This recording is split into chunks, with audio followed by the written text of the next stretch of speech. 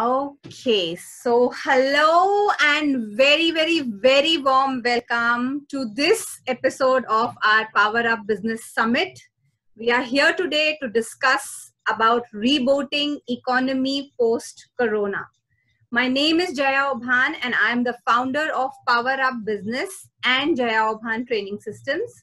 We are majorly into helping corporates and individuals for their people development initiatives and HR consultancy. I am a certified psychotherapist and have authored my first book year before last called Stuck in Love. And I am going to today introduce you to our renowned and experienced speakers whom even I am looking forward to hear and have certain insights about how and what we are going to implement or strategize or do to make our businesses scalable, our lives scalable, and how do we, go ahead with this pandemic and, just do the best that can happen for us. So with that, let me introduce my first speaker, Abhijit Sansgiri. Abhijit is a CA and a law graduate with 30 years of experience. Areas of learning are governance, risk, control, fraud, and money laundering. Speaker at various professional forums across the country over last 20 years and a contributor to technical journals and magazines. A spiritual giver to the core. He believes in being helpful, useful, relevant, and to have trust with entire integrity. So I welcome you, Abhijit. Thank you so much for being here as a speaker. Yeah. Thank you, Jaya. Thanks for inviting me. Thanks for being here. Let me introduce our second dear speaker for today. And before that, I just admit people who are coming in. Our second speaker for today is none other than Mahendra Kapadia. Mahendra Kapadia is a professional speaker and helps organizations and employees to bring in a culture of win-win for challenging times that seem ahead. His 40 years plus rich experience of growing engineering business at large, renowned private sector corporates in India. He is graduated from IIT Mumbai in chemical engineering and PDGMS from JBIMS. His focus is people are powerful bundles of ideas and energy. He is a great advocate of tapping the unlimited inner powers of people to grow the organizations. Mahendra has also been guiding corporates in the area of success and happiness of employees as a tool for long-term success and growth of corporates. Corporates have found his ideas innovative to solve people issues. Very welcome, Mahendra. We are so glad to have you here. Thank you, Jaya. Thank you. Moving on to our next speaker, who is yet another seasoned speaker.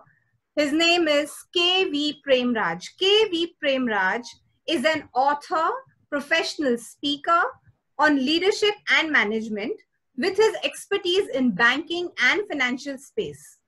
He has spent 37 years in banking with experience in public and private sector.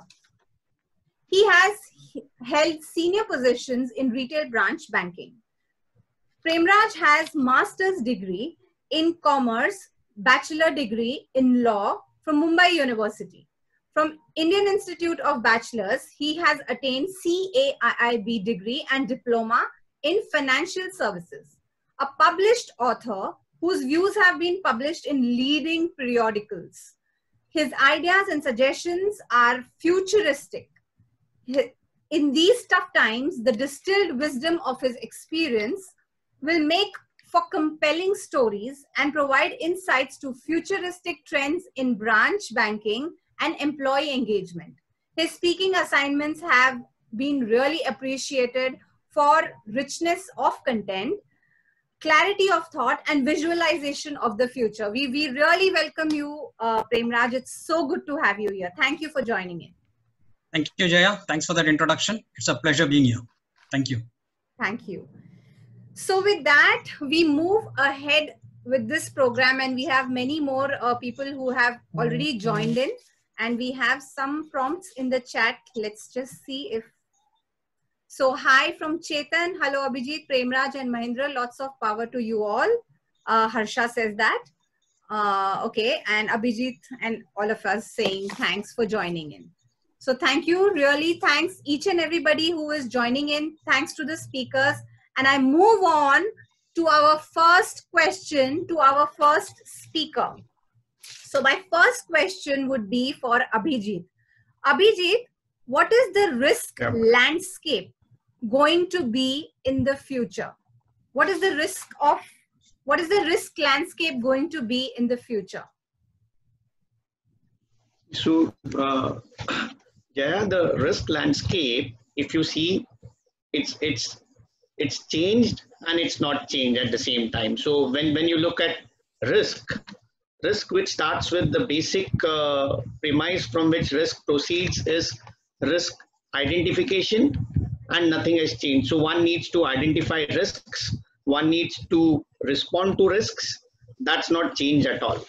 Now what's changed is whether we can identify the risks. Now this virus was a risk which nobody anticipated. Now when it struck first in Wuhan, people just dismissed it as something it could be easily contained in that area, or it's just a country specific risk. So nobody anticipated that the risk will spread so fast and so quickly across practically every country in the globe, and it would have such a devastating impact. So nobody anticipated the risk. Nobody anticipated the speed at which this risk traveled throughout. And till date, when there is a risk, there has to be a response. And till date, we have just not been able to respond to this risk. Now, you always had black swan events coming in the depression of 2008, this was initially compared to that. Now, this is even more severe as terms of impact is concerned to any other risk which maybe a lot of us in living memory have ever seen. So the issues which going ahead is we would be looking more at such disruptive risks, what can disrupt us completely. The BCPs for which all organizations were prepared were just for about maybe a week or maybe 10 days or so. I think one would be looking at long-term disruptions. We haven't found a cure yet for this. So when you talk of risk treatment, it's either one is you avoid the risk. Now it's something like you need to avoid getting infected with this virus. So immunity or preventive health care is that you don't get it is something which was a normal risk response. This is what will gain steam going ahead. You tend to accept the risk. It's something is we have to now live with it. So risk acceptance will be common, and then you adapt and adjust to the risk, and maybe you transfer the risk. So how do you transfer it? It's basically there's no treatment yet. So in certain points of view, the risk landscape will completely change in the manner in which we'll talk ahead on how it impacts organizations, because it's going to have a major impact on organizations going ahead. As we see, the global agencies have all estimated our GDP to contract by at least 5% next year. And when you're talking of a 5% contraction, it means huge. There'll be huge unemployment. There'll be huge downsizing of incomes, huge downsizing of jobs, and maybe within that scenario, whoever would be the fitter among the fittest, because the market share will shrink. Anyway, there was consolidation which was happening across the industry. I think consolidation will be much more. Some industries will gain at the expense of some other industries, and within the industries which are there with a lower market share, somebody who's more adaptable and who can manage this, maybe with having the ability to be the last man standing or with deeper pockets, can survive this. So it requires an altogether new strategy and altogether new approach to risk. Fundamentally, identifying risk and responding to risks as a general process will remain as it is. Now, what risks deep rooted they would be in the impact, whether we can find a response to those risks, and if we don't find the response, then how do we adjust to those risks and accept that and go ahead to the best ability as we can, is what we will need to do going ahead. So I think to that extent, nothing has changed, but everything has changed. That's so true. Yes. So thank you, Abhijit, for that. It was really insightful. Moving on to our next question with our next speaker. So my question would now be for Mr. Mahendra Kapadia. And my question to you is, Sumit, kaise hai? sir, I would request all the participants to put your videos on, do not have videos, and please put yourself on mute so that we can hear the speakers clearly. Thank you so much for that cooperation. So my question is for Mr. Mahendra Kapadia. So Mahendra, my question to you is, both employees and management are disoriented in the current times. What kind of role each needs to play, considering the expectations of the other side, so that the business can have a smooth restart? Yeah, hi everybody, welcome everyone. This is really an important moment for all of us to look afresh, if we really look at it this way. I was just out just the other day onto the streets, and the streets don't look like Bombay streets. So you can imagine the huge impact which has created in the psyche of everybody, and as if the world is different, as if the city is different. So what has changed? If you really look at it, the whole atmosphere is that of fear, anxiety, and uncertainty. Now with this, where are we going to go? Nobody's thinking about that. So our immediate question is, rebooting the economy is the requirement, but for that we have to reboot our mind. So the first job each of us is, we have to get out of this, a worried face, uncertainty of the future, and look at now the future. We have already spent two months have gone. Now we all, fortunately, human beings have a very powerful mind. It can think, and it can think for future. So our job, as I would consider, the employees as well as organizations, to really activate our thinking faculty and start working on the future, right? Use the faculty for building the future. So coming to the employee side, let me say, the first thing we got to do is, obviously, primarily, even before the organization start, I got to be powerful enough to be able to contribute, even if they call us, right? So I got to really make myself absolutely proper, safe myself. My family is safe. My worry at the family front reduced to zero practically. I use all those masks and everything else, and be myself comfortable, safe, right? And social distancing, not to go out. These are the minimum requirements, because even if the economy restarts, but if you get into the trouble of more of cases coming up, then your economy will have to again be closed. Let me tell you that. So our social distancing, not to getting out of the home, minimize absolute. That is the only remedy. The risk, what Abhijit was saying, the de-risking is, I got to safeguard myself, the businesses in this country, and the nation. I am such a powerful key into that, right? So this is the first thing. The second thing is, as far as we are concerned, sorry about this. The second is, I got to look after my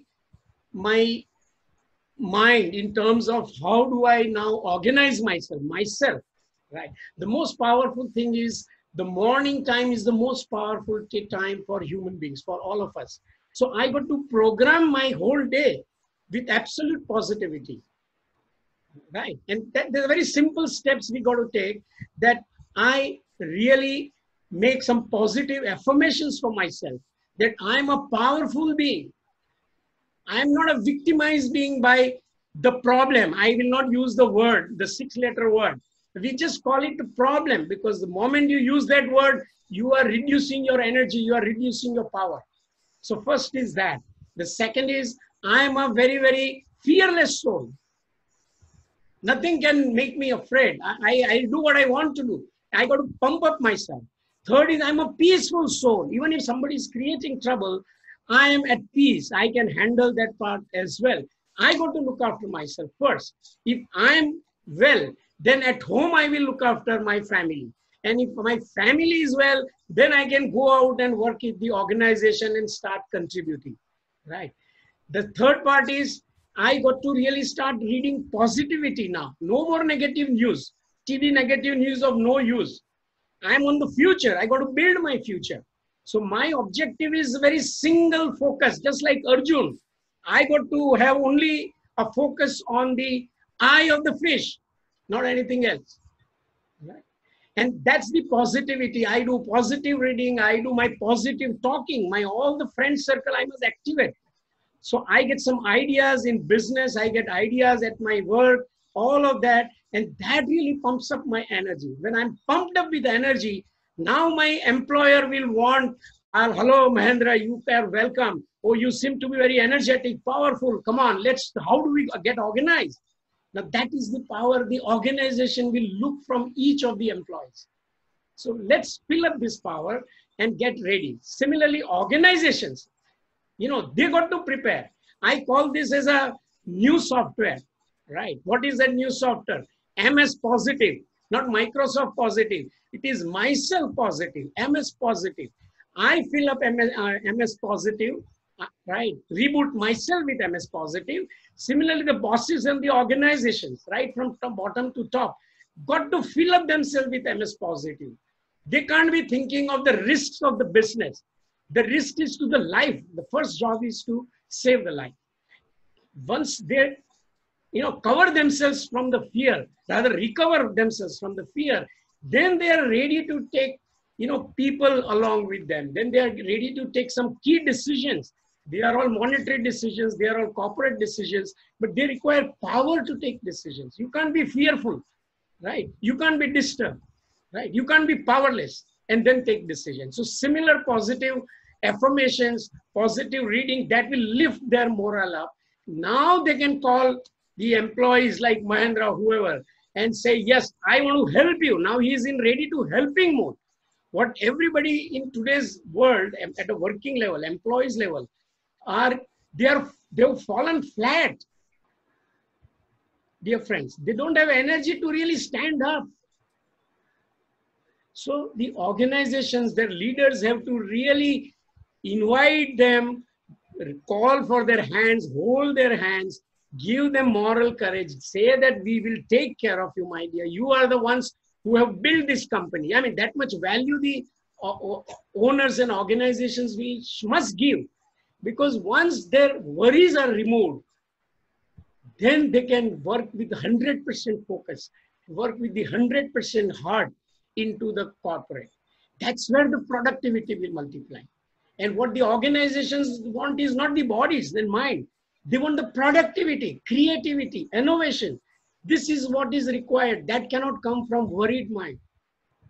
So this is where I would say the organizations need to really get going. And the last point I want to say for organization is that we have three kinds of frontiers.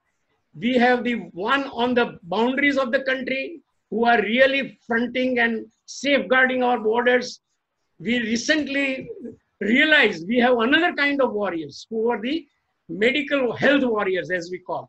The doctors, nurses, policemen, municipal staff, they were not invited. They on their own decided to really take on all the responsibility at their own cost, at their own risk to their own lives. Nobody told them that you give us this help. They volunteered. That's the quality of a warrior. Now, if the health is reasonably, whatever, it may take some time, but the economy needs economic warriors. And these are the organizations. These are the corporate executives, senior executives, the decision makers. They have to save the life of these millions and crores of employees and the people. Because unless they put their hand forward and volunteer their hands, the people cannot even stand up, let me tell you. So, and organizations have power, they have the capacity, they have government support, the banker support, and that's what I would say, that the economic warriors must realize that this is their national duty and take this risk. And within maybe 6 months, 1 year, with all this investment that they have done, which is a huge investment, I'm sure the organizations will get up, get going, and they will recover. Just like any business, you invest initially a little bit, somewhat, and you expect to recover after maybe 2-3 years. So that's what I think they have to take, that kind of approach. But I would say they should take a humanistic approach. It is a big brotherly approach. That big brother is here for you. You are the ones who created the company. So thank you, Jaya, I hope that clarifies the point. Yes, thank you so much. And, this brings us to one very clear takeaway today, that as leaders, we need to be fearless. We need to empower ourselves to take decisions and not worry. Only then can we help others and can we also, help our employees. So thank you so much for that insight, Mahendraji. It really helped. And now moving on to my next question for our next speaker, Prem Raj. So Prem Raj, my question for you is, you have spent about 4 decades in branch banking, right? And how do you now visualize branch banking will evolve, which is after COVID? Like what do you think after lockdown, how this is going to impact? Good evening, friends. The lockdown is more than 60 days old. How many of y'all did feel the necessity to visit a bank branch during the lockdown? No one in my family felt the need to visit a bank branch. Banks have embraced technology in a big way. Sitting in the confines of one's home, most of the banking transactions and individual needs can be done. If no necessity was felt in the last 60 odd days to visit a branch, why should anyone visit a bank branch in future? There are only some things that are needed which can't be done online. For example, like withdrawal of cash or access to your lockers. As far as ATMs are concerned, we have a plethora of ATMs around. If you are good enough and if you know the rules, you can withdraw from the ATMs without incurring any charges. In big cities and towns where most of the banking happens, this is going to be the new norm, where people will do most of the transactions sitting at home. Some other stray thoughts that come to mind as for the future of retail branch banking are, banks have a limited space.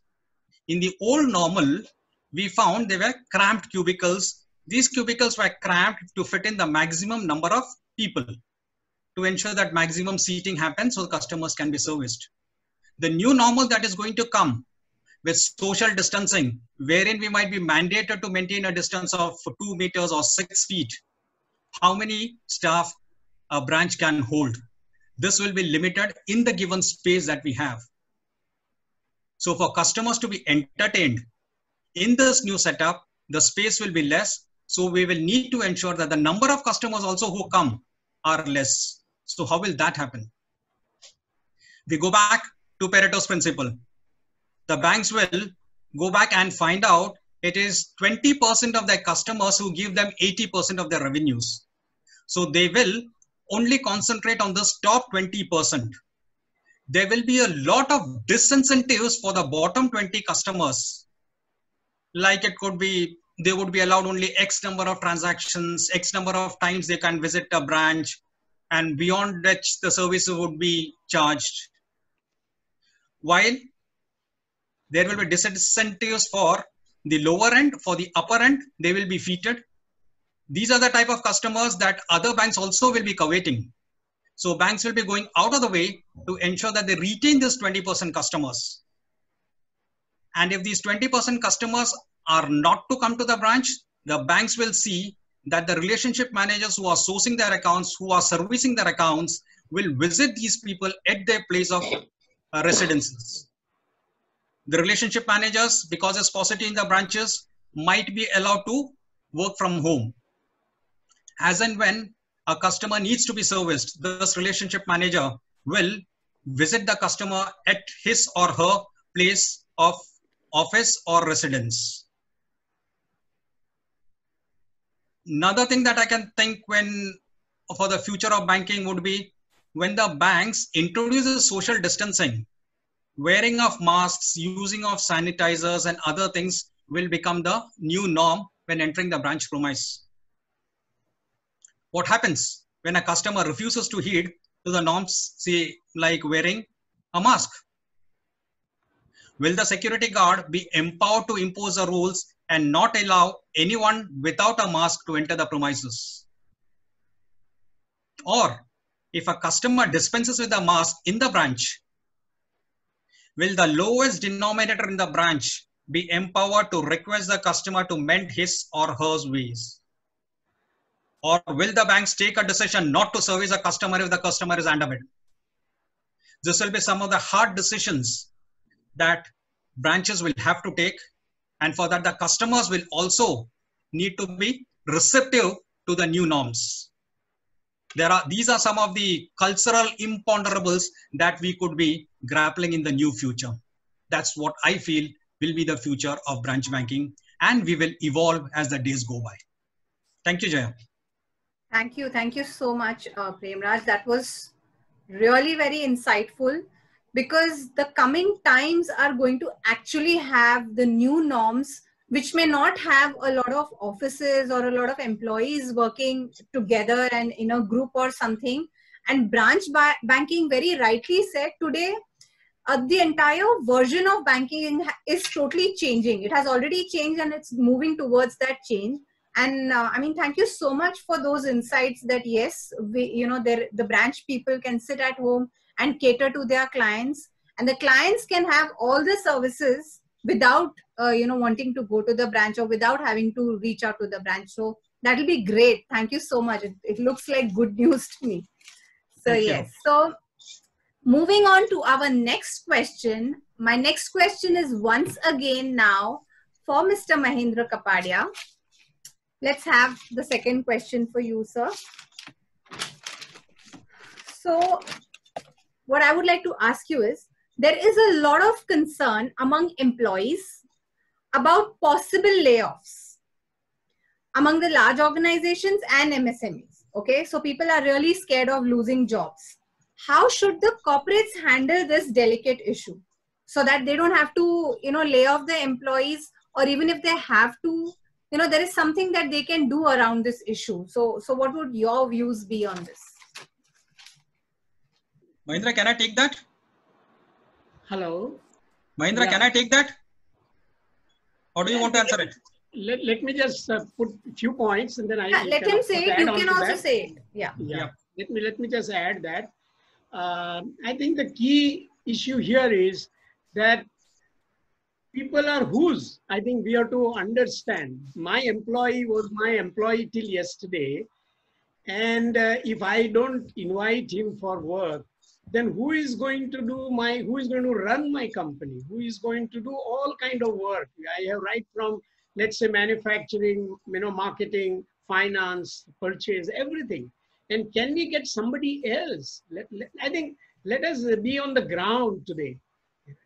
I definitely need my people back. Just as the people need the companies really need the same people. It's a kind of a lack of clarity that there is a huge cost which is coming up possibly, and who will bear that cost, since we are all used to such costs who never existed. So somewhere in the mind there is a concern about this very non-productive period, or there is an expense which is being incurred, and on the other side the markets are possibly not going to be so big.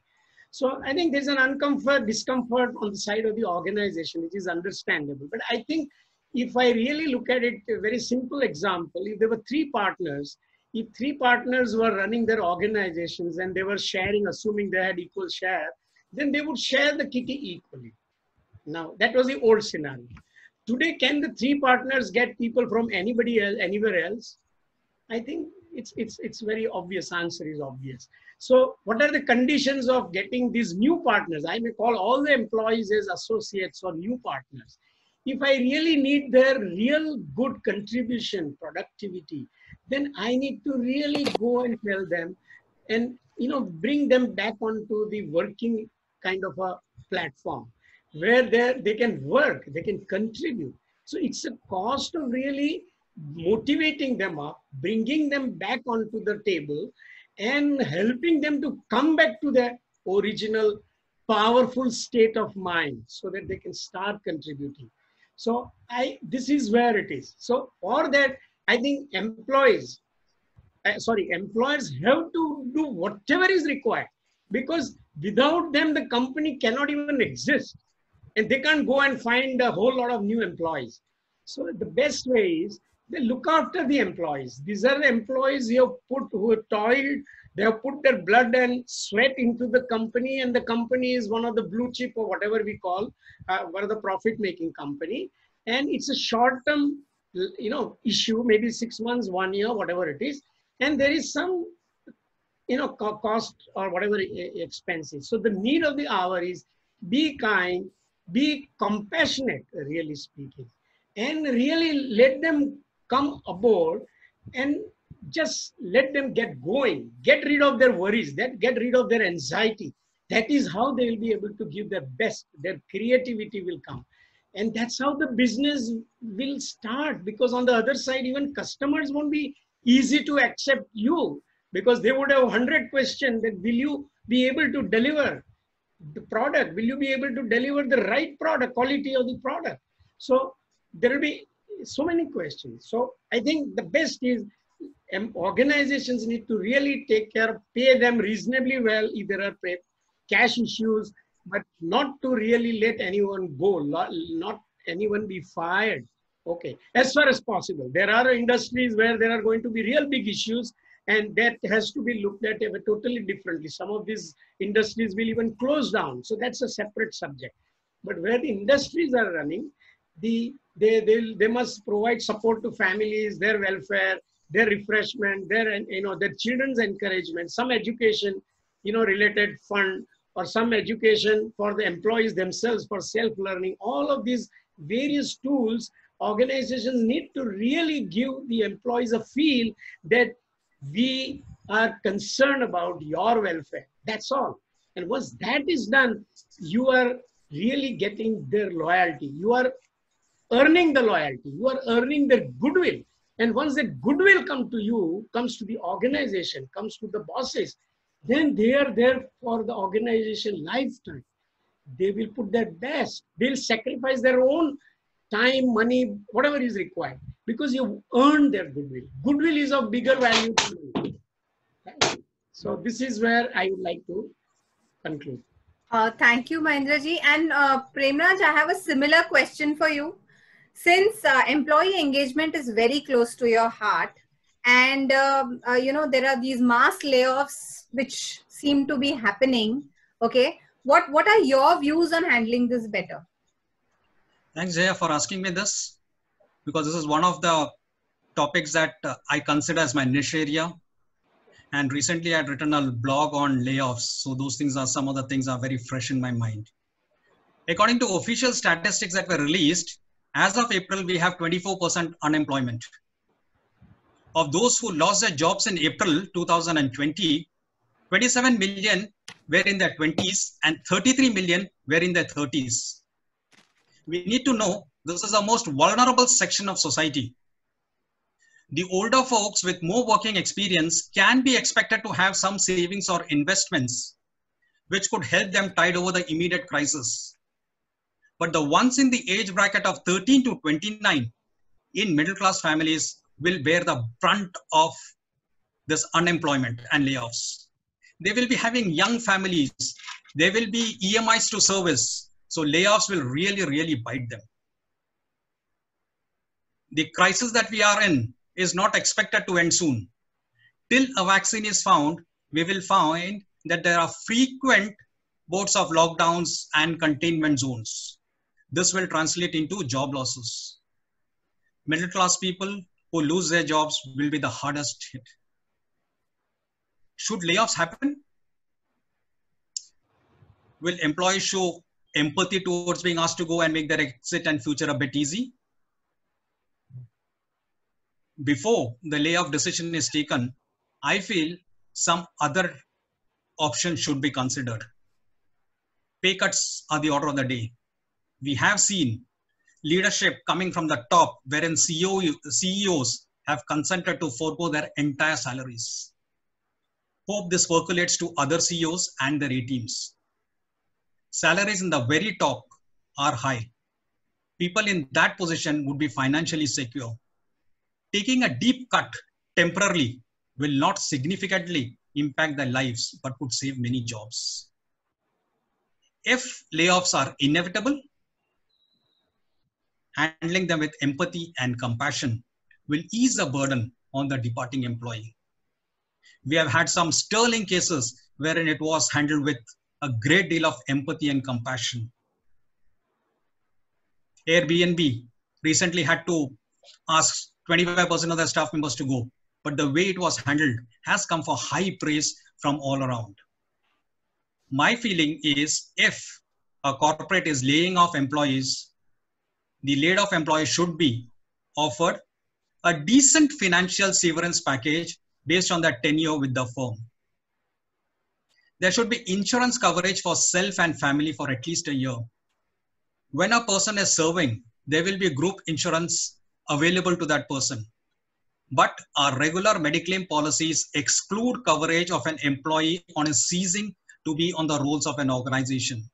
So when an employee gets laid off, this insurance cover that is available will not be available in future.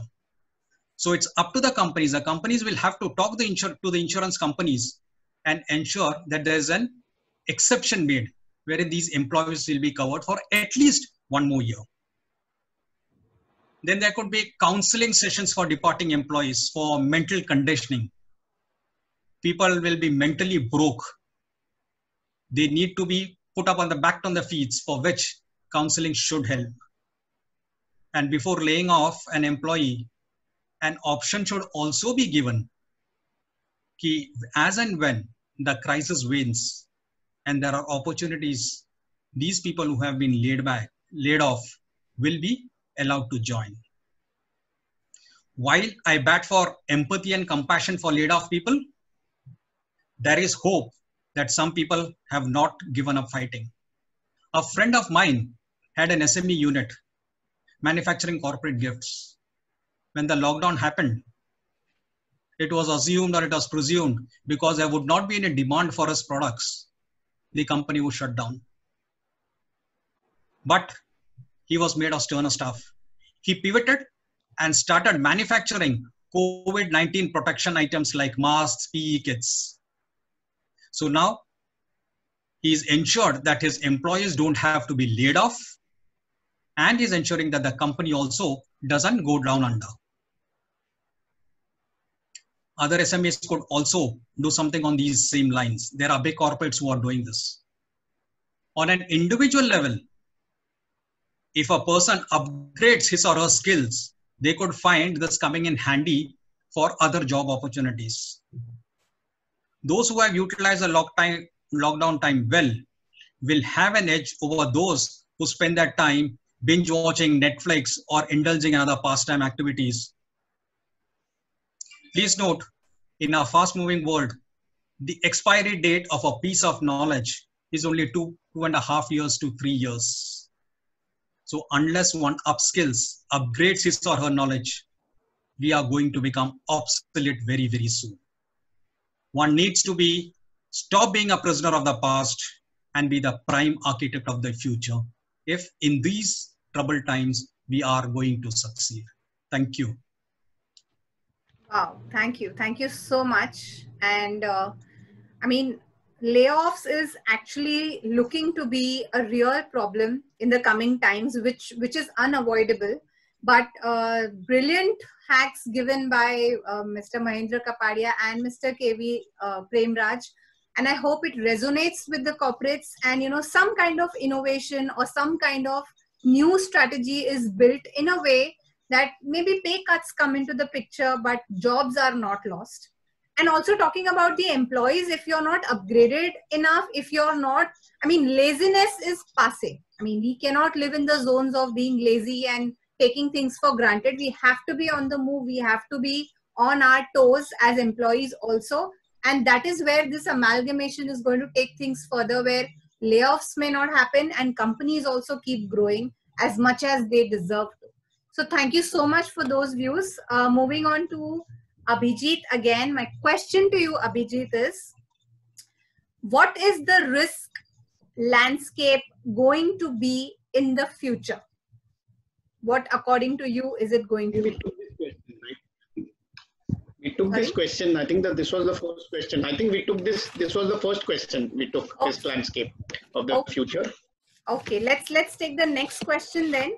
If you had to share 3 lessons that COVID has brought forward with respect to economic growth, what would they be? So, see, first is COVID has actually disrupted economic growth. So one is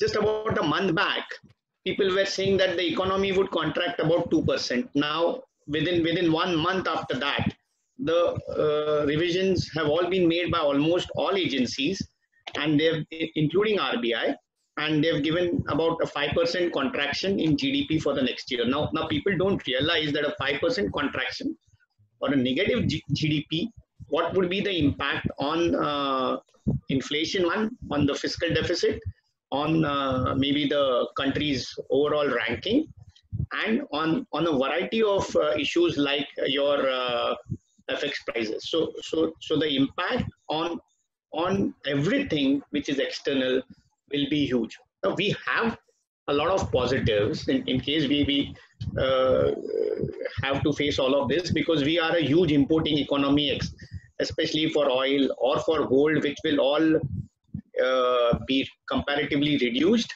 in fact hugely reduced, and this might help balance certain shocks. We have huge FX reserves. We are a huge domestic economy, so we can be self-sufficient. There could be a lot of transfers, hopefully, from countries who have manufacturing bases in China and who may want to shift there. But already we've been hearing that Indonesia and Vietnam have taken the lead in establishing the bases there. So yes, we will need to obviously change quickly, adapt for the better. One is frugality will be in. If it's in the short term, I think the psych, it's more everything is when one talks of positivity and all these things, it doesn't have a direct impact on the production, but you can't just be sitting in the house with a negative feeling, because when things get better, a person who has always thought negatively all this time will just not be able to do anything. So here's where the mental condition comes into play. And for any economy to grow, one needs consumption, and you can consume only if you have a mindset where things will be better. If we are stuck in the mindset that this is something like we are doomed forever, I think we will not spend. Because we will not spend, the question is, we won't be consumers for somebody who is willing to sell. So every planning which is done in this scenario gets revised on the basis as to when this is going to end. Assuming this is not going to end, somebody would need to make a realistic risk assessment of where we stand now. A lot of workers who have migrated, so people are saying, let's get the migrant workers out of the city, especially because it will reduce the issues in the city. But the problem is, then when the companies restart, where will you have workers or people to work for? So even if, let's say, there's a revival which is happening, people who have left will not come back in such a hurry. So one is, you will still need skilled labor to execute what orders you would get. Again, you might have orders, then there'll be supply constraints. So one needs to take a holistic risk review of where one stands before he decides. It's very easy to say, one, to be positive. The second, to act on it positively. And the third is to do a realistic scenario analysis of where we stand. Obviously, yes, in the short term, there'll be a huge impact on consumer spending. but one needs to be innovative and creative. I think something which one needs, I think the definition of needs, luxuries and wants will take a huge beating. But even in this depressed times,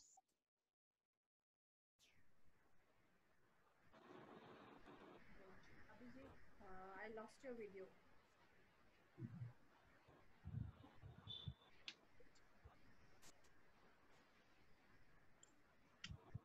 myself was a very good example which he gave. I think one needs to positively find out ways which are unique to him, and he needs to see where exactly is his gap, where exactly he can meet somebody's issues, and he just got to value it. I think some principles, lifelong principles, just don't change. I think one needs to add value, one needs to do this at an economical price, and one needs to address challenges and pain points. Now, this has thrown up different challenges and pain points. So fundamentally, I go back to nothing has changed, but everything has changed. So one needs to actually see where one stands. One needs to see where others stand. Maybe I think it's a question of rearrangement of cash flows. That's where the Reserve Bank is making the liquidity available at a lesser cost. I think if one keeps the faith that we're not doomed, this is just a 2020 issue. 2021 is going to be fine. It's going to be great. I think there's a bright future ahead for somebody who's willing to take a conscious, calculated risk. So the GDP is just a number. It's just a yearly number. Forget 2020. Let's look at 2021. Wow, that's a great way to look at it. Thank you for that, Abhijit. And yes, as much as we don't want that this should have happened, it has happened. We are into it. And only a positive mindset and, taking a calculated risk, like Abhijit said, is going to really help us, because this risk and this strategy and this planning for 2020 is definitely going to make 2021 and the coming years much, much better, because we are going to stand strong and we are going to be able to do much better than what we have done even in the past, because there is so much time for introspection and strategy in hand. So thank you for that insight, Abhijit. I would just like to add on this risk part of it. I think there is a limited risk because there are known people. The risk we are taking is how to take the people on board. The rest of the system is known, right? And the second risk is the market risk. Yes. So as gradually the people come on board, the gradually market will come under control of the organization. So there is a risk, there is some money involved. And yes, like any business risk, we do that initial, we put some money to the risk and we expect naturally, India is a huge, our demography, we don't need the world to really export. If we can really generate demand internally, we have 120 crore people, we don't need the world. So the whole thing can work internally itself. This is what I wanted to add. So it's a reasonable, manageable risk. And I'm sure all organizations are used to taking such risks. It's not new. Okay, the element of risk is of a different type. That's the only thing. Thank you. Thank you for that, Mahendra. So I would direct my next question again to Mr. KV Premraj. My question to you is, how do you visualize the workplace in the future? How do you think that the workplace is going to be in the coming days? Okay. So if you look at the workplace, this COVID-19 pandemic, it's estimated about 2.7 billion people, or 4 out of 5 workers in the global workforce have been affected by lockdown and work from home measures. So when I look at the future, when we look at the future, we need to look at it from 3 different compartments. One would be the work per se, the second would be the workforce, and the third would be the workplace. Coming to the work, in a digital world to which we are moving, machines and humans will be forced to do or fused to do what they can do best. This could be independently, but complementing each other. The strengths of the machine and the strengths of the human beings behind the machine will have to be complementary. Corporates will explore ways to digitalize some or all works. This could be through advances in technologies, like robotics, IoT, cloud. This automation will ensure that we drive efficiency. When this is done, human beings are left to focus on innovation, creativity, and intervene to solve problems. These things machines cannot do. So what machines can do well, let the machines do. What human beings can do, let the human beings do. Now when we come to the workforce, organizations of the future will identify, attract, and engage people with the right skill sets and work experience to crack their goals. An organization will have a mix of local workers, and they will engage collaborators and other stakeholders from anywhere in the world. It will not be restricted to the local area. The world is a canvas, and the best people can be brought from there. So there'll be lots and lots of freelancers who will be available for a price. The companies will be happy to have them on board because the cost reduces, and it will be just on a contract basis wherein one project they will handle and then they will move on. And the third aspect that I talked about was the workplace. The future workplace could be a combination and will be a combination of the physical and virtual workplace. The work from home that we have been forced to adopt would have naturally happened, say 5 or 7 years down the line. But the pandemic has fast forwarded into the present. So we will need to fast forward our solutions too. In places where the lockdown is being eased, most of the people have voiced their preferences to work from non-office locations. And this is coming from the Western countries. One glimpse of the change world will become a new normal can be seen by the decision taken by one of our own marquee companies, TCS. They have come up stating 75% of their workforce will permanently work from home even after the lockdown opens. They plan to change their operating models, and experts feel more IT sector companies will adapt and follow TCS. Similar changes we will see in other sectors too. The future I envisage is to be a blend of physical and virtual with a tilt towards the virtual one. Thank you. Thank you. Thank you so much.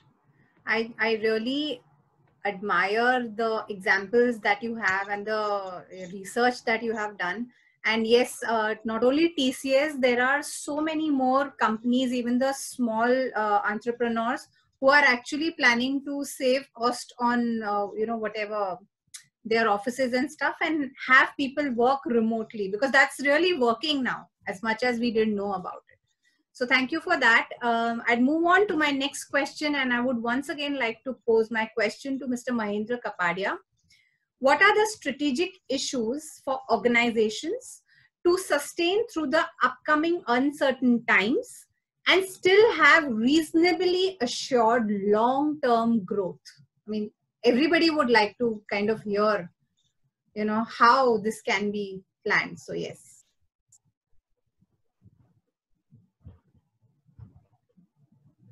We cannot hear you.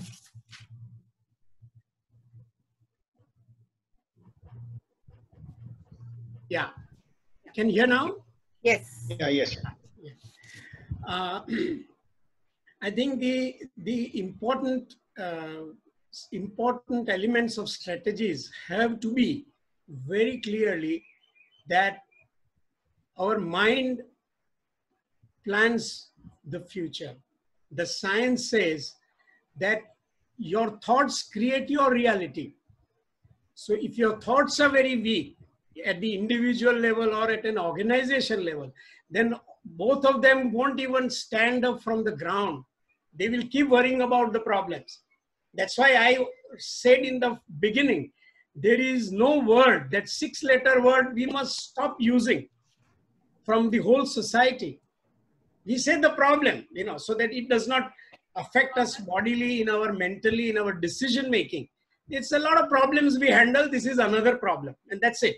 And we get on to the action. So first is that I empower myself. I don't disempower myself. So with that thought process that I want to make a difference, I want to really make a beginning, when the organization decides that, then the organization will find the power to stand up as an organization. First of all, the decision maker will stand up. Then only they can call the people. That's the first thing.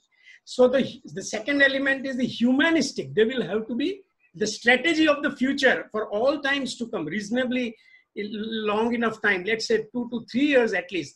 And I'm sure it will become lifelong, because you will have to face this uncertainty. So organizations have to be humanistic, no more capitalistic. Let me put it this way. People will once again come under focus, right?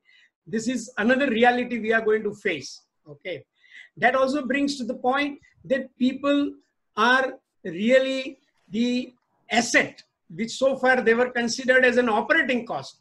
Now they will be treated as the kind of a valuable fixed asset, right? With all of these people being so valuable, and they are all needed. There is no, they cannot disappear at come at one time and disappear at the other time, because my market, my performance, quarterly performance, all have to be secured. So what I need is a really collaborative approach. I don't work with a one-of-a-kind vendor, one-of-a-kind service provider. No, these are long-term arrangements. So I understand each other, their pain, their problem, their profit considerations. And then I work as a collaboration. And when I am having 3, 4, 5, 6, 7 partners in my company's operation, my company is really standing on a very solid foundation. Then the company will be stable. Its performance will be stable. The financial performance will be stable. Its credibility will be stable. Credibility in the stock market will be stable. That's the only way the organizations can really become credible within the country and outside. This also means that we got to bring a new compass. The metrics which organizations were using, whether financial or people metrics, they all have to undergo a real big change and get a new compass. Where do I stand today, and which is the new direction? I have to set my new direction. So with this, I would essentially say that we need people, managers, bosses, CEOs with heart. They are the leaders with heart. They are no more managers, are no more required in today's times and coming years. So we need leaders with heart who can really usher in the people, look after the people, their interest, their family's interest. And I just want to, I don't know whether I can share the slide here. Can I share one slide? Yeah, you can try. If not, I will try to give you that. Okay. Thing. Are you trying now? You are not getting the option? No. Okay. I have it. Okay. Can I? Has disabled participant screen sharing. You have to, I think, do something. Okay. Let me just see that.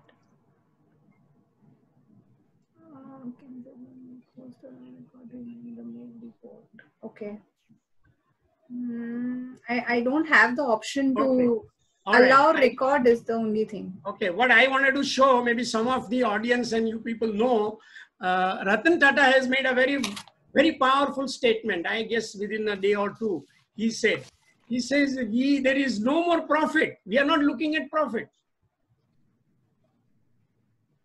We are wanting the life of our people, our life and our employees' life.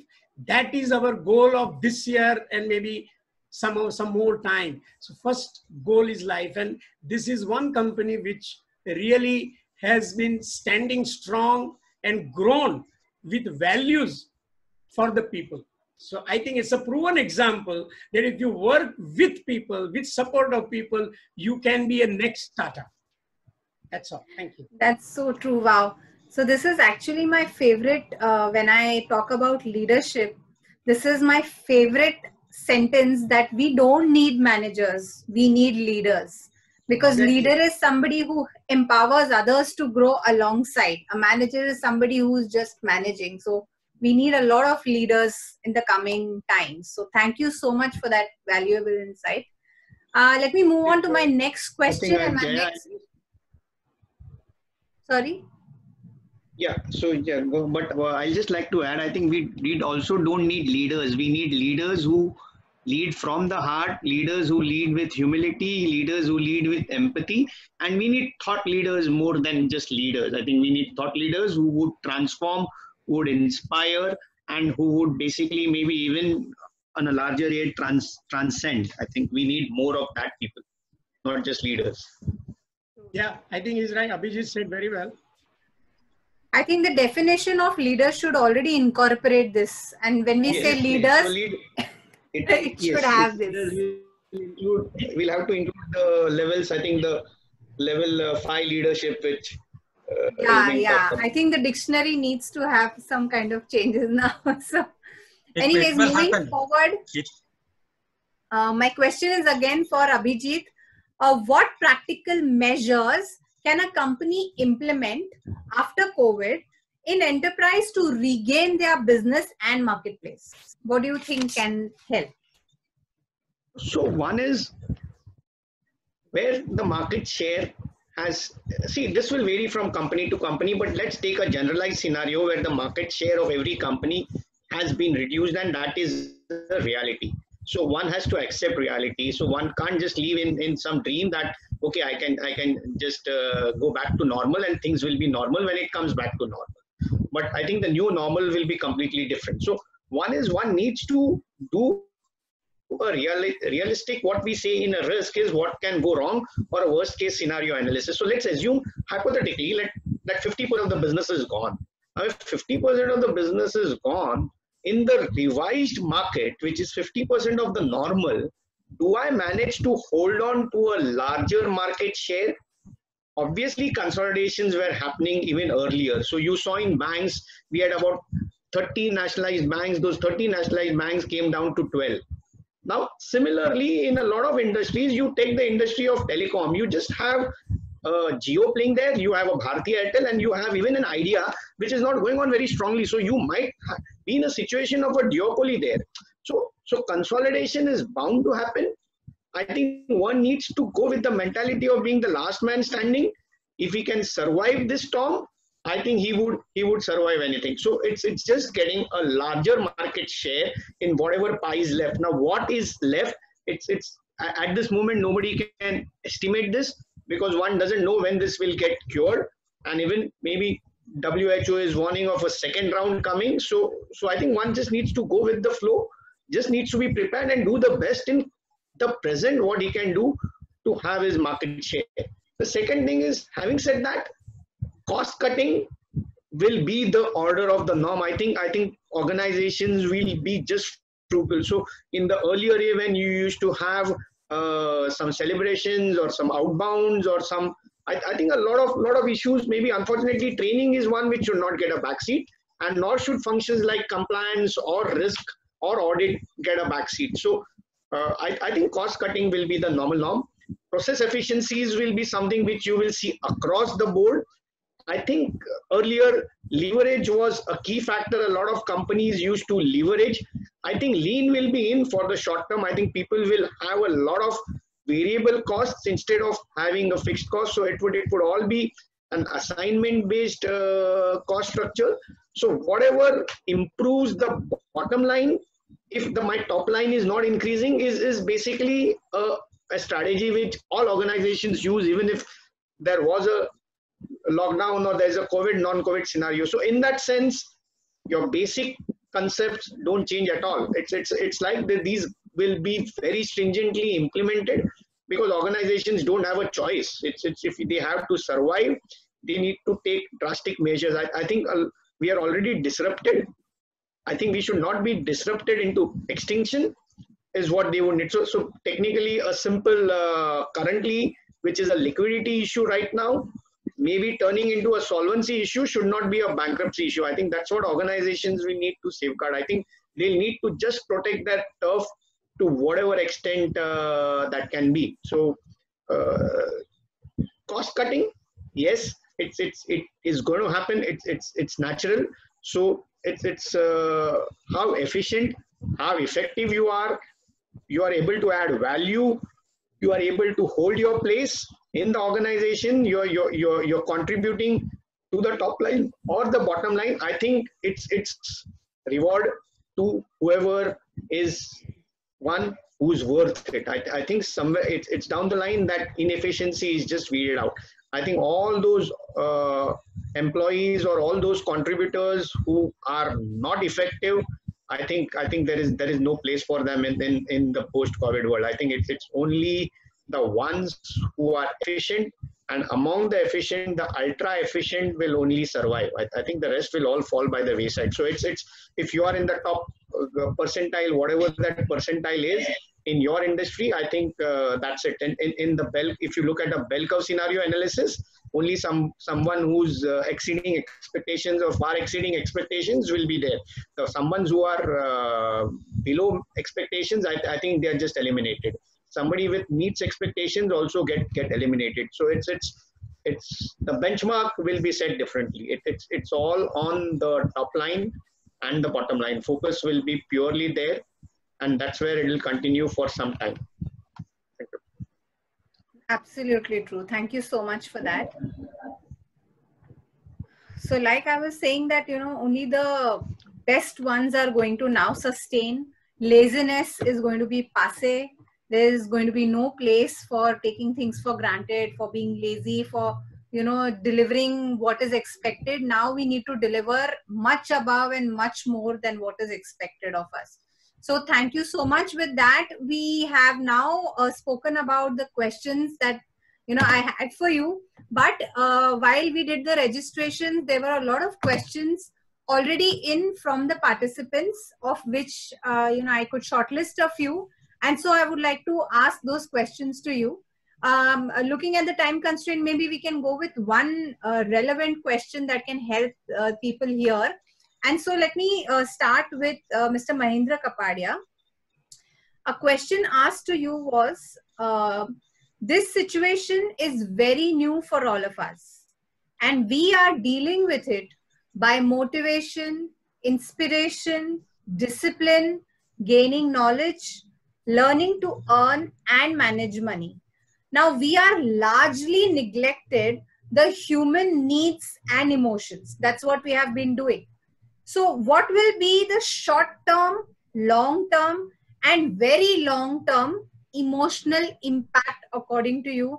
And if you could help telling us if there is something we can do so that at least we are emotionally stable. So over to you, Mr. Mahindra Kapadia. I think very thoughtful question. Yes, people were on the back burner, let's say, in the organizations. They always possibly, gave more importance. The CEOs gave more importance to maybe the marketing and finance and production, and very little to the HR role, HR function. This has been a sort of a backyard kind of a thing. Now this will need a major change. This will undergo a major change. The HR people will have to really get the best out of the people. It is not that the people who are bad. We all know that why a person leaves the company. Person always leaves the manager. Person doesn't leave the company, which also meant that the organization hired him knowing all his strengths and weaknesses, but naturally they appreciated his strengths, and so they hired him. But they allow him to go because the organization is not able to get the best out of him. So the person naturally then finds somewhere else where he can find his expectations. So this has been the scenario so far. So what the organizations really need to do, that match the passion, match the expectations of the people, and give them enough of margin, leeway, to really excite themselves, achieve something new. Innovation, creativity will be the buzzword now. And that better be so, because that is how the India can really come up on the technological front, other than the IT area. Today, in all other industry, we have no more technologies practically. So it is the creativity, innovation was given a zero weighted till yesterday. And that is the one which will really lift India into the so-called the world power. You need technology with you. So this is in the short term and middle term. Long term, yes, the best people will be really getting the best of the rewards. And somewhere the Indian economy is huge. I would only say that with 120 crore people, our economy is actually, the potential to grow is huge. And with that, all levels of people will surely find a way. Just as we saw that, what is that called? Big Vada, right? All kind of products can be created and marketed. Market exists for all levels of economy, from poor people to the town-based people to the middle class, rich class, super rich class. These are all 6 stratas of economies existing, but hardly anybody is serving these independent individual economies. So I'm sure our caliber, our hardworking nature of the Indian labor, and the potential of the market is huge enough to really get everybody into the right market and right workplace. I hope that clarifies the particular question raised by one of the gentlemen or a lady, whoever is she. Yeah, thank you so much for that. Yes, that really helps to keep our emotions in guard and, have trust that yes, India is capable, because a lot of people are losing hope in their own country. So let's see how things move forward, and we hope for the best. So let me now go forward with a question to Mr. KV Premraj. Just one word I want to close with: fly high. Fly high. No lockdown.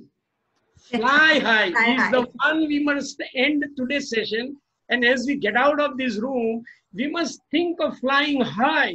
The sky is the limit for all of us. Absolutely. We need to fly high. Thank you so much. That should be the mantra, that we all fly high. So with that, I move forward with the next question to Mr. KV Premraj.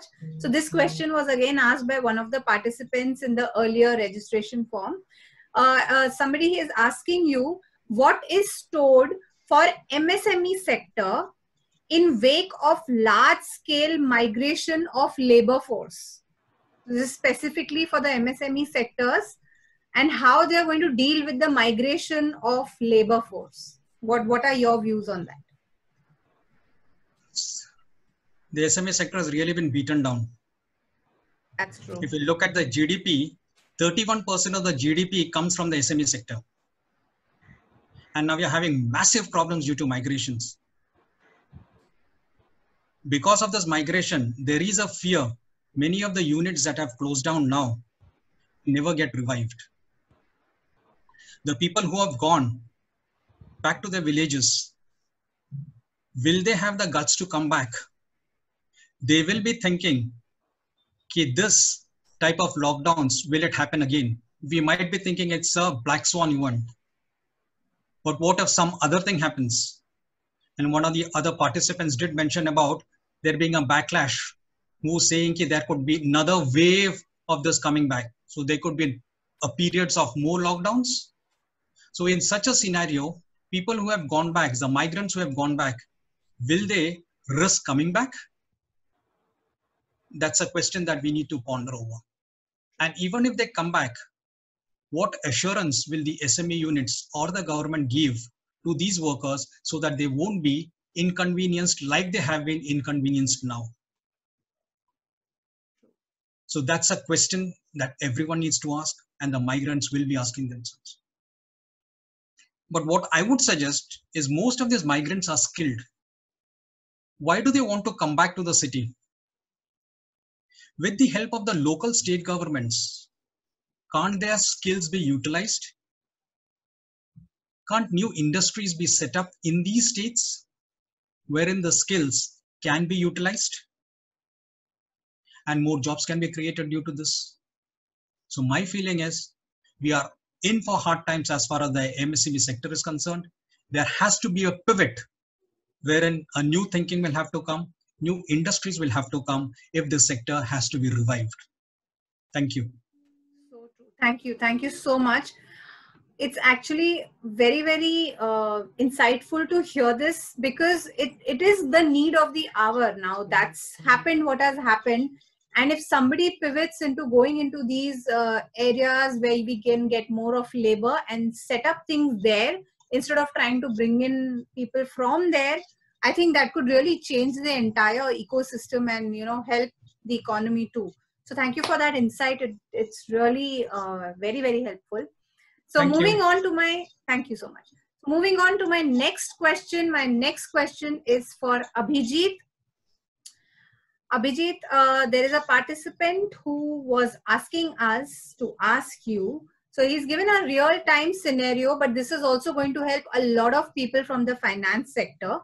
He says that I was working in financial sector, started with year 2007 till year 2012. After that, I had a long break due to family business. Now, how do I come back as a financial planner, and from where do I start? So this question can be helpful for this person as well as somebody who is just wanting to enter into the financial sector. So what will be your guidance to this person, how they can start a financial, how can they come as a financial planner? Somebody who is entering into this sector for the first time, yes, there'll be a lot of competition. One, because of the factor that the work will basically reduce because of, let's say you take a lesser GDP, I think where a lesser production, then there'll be lesser work all around. So obviously there'll be competition for whatever work is there. So yes, but competition is always there everywhere, and one who's adapt and who can adjust to whatever is at stake, I think he will survive. Having said that, the positive for him is he's on an equal footing when it comes to somebody who's already established, because a lot of people who are established have some huge liabilities on them. It's because, let's take the example in April. So you have cases where automobile giants like Maruti and Hyundai haven't even had a single car being sold, and they have a fixed cost in terms of salary or maybe interest costs which they have to service.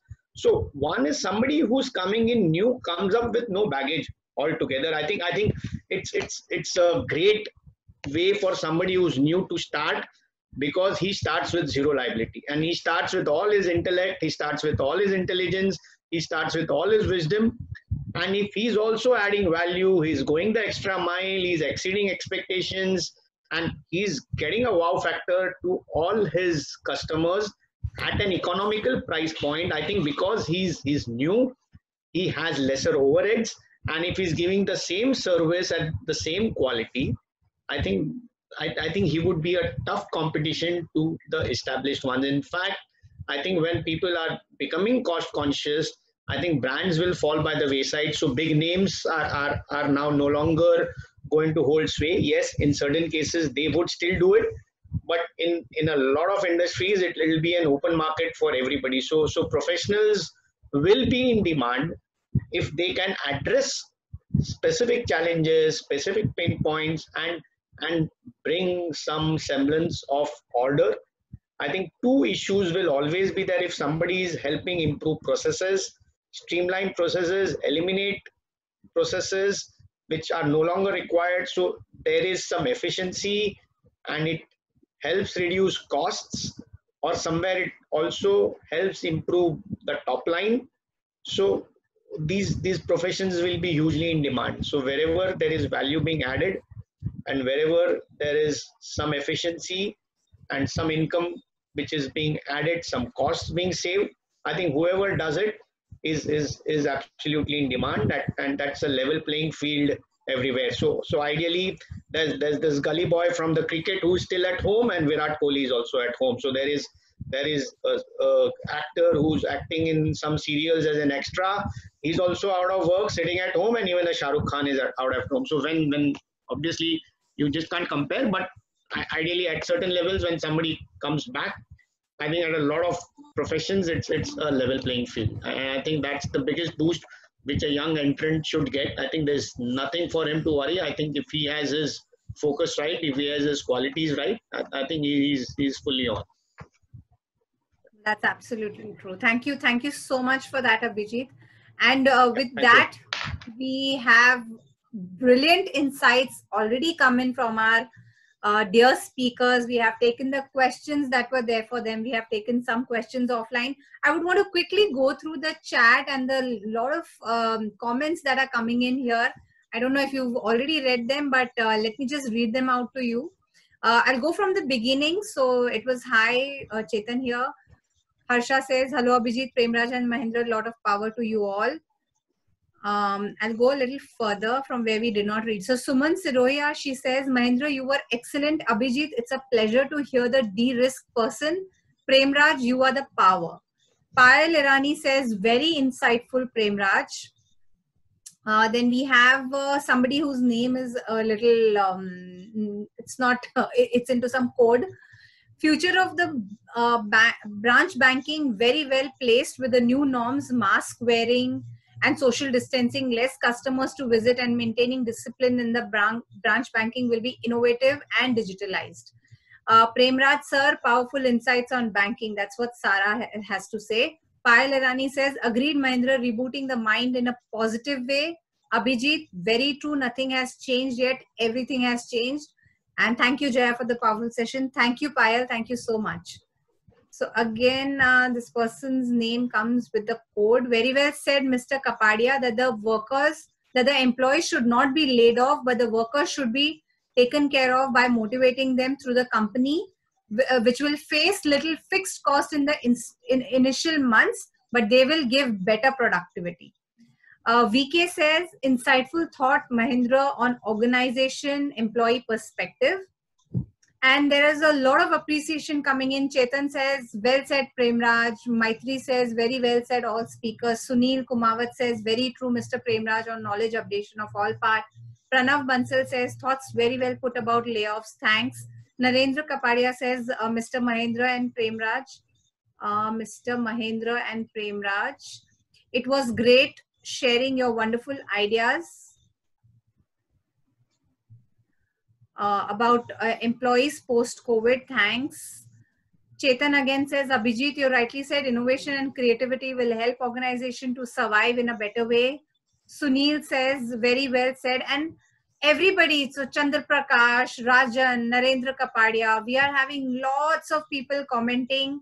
Apple's iPhone, Sunil Kumawat, Rama Subramaniam, and so many. I think it's the most interactive session that I have seen for quite some time now.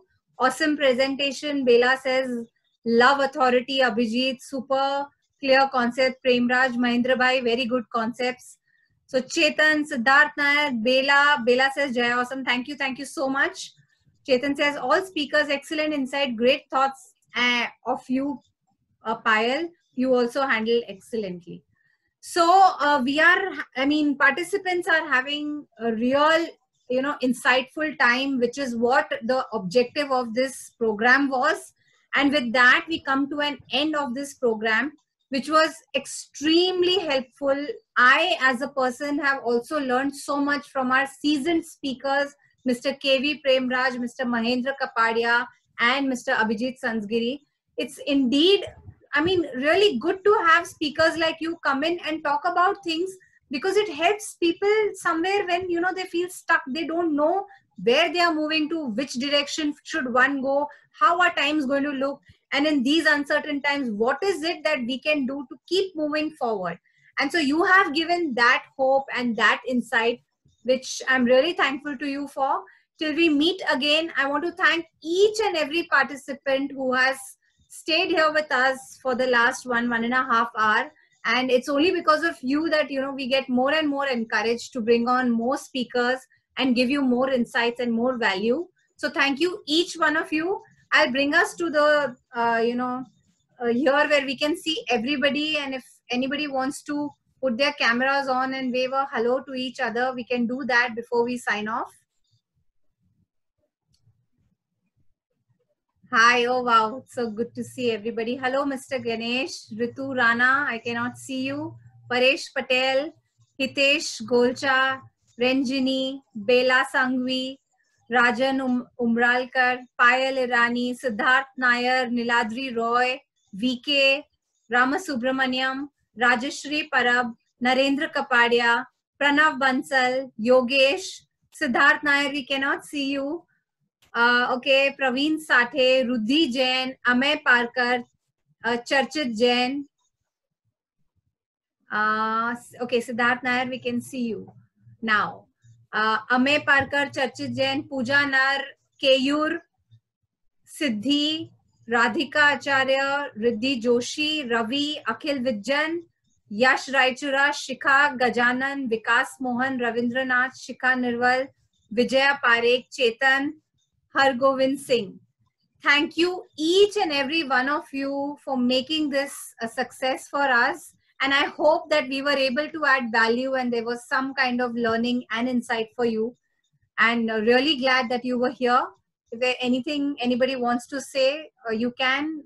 Else, I would just be signing off now. Yes, Mr. Ranjan Umralkar.